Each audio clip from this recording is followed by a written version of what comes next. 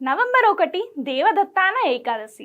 ఈ రోజున శ్రీ మహావిష్ణువు యోగ నిద్ర నుంచి మేల్కొంటారని పురాణాలు చెబుతున్నాయి.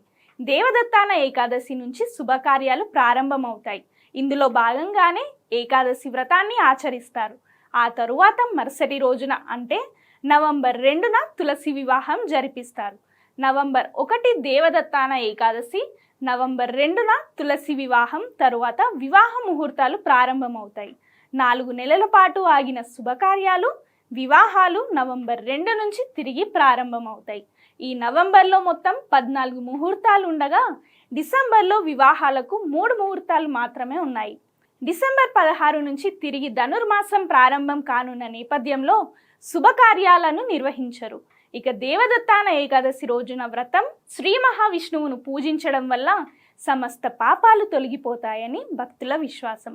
క్షీరాబ్ది ద్వాదశి రోజున తులసి వివాహం చేయడం వల్ల దాంపత్య జీవితం సంతోషంగా ఉంటుందని, సౌభాగ్యం పెరుగుతుందని నమ్మకం.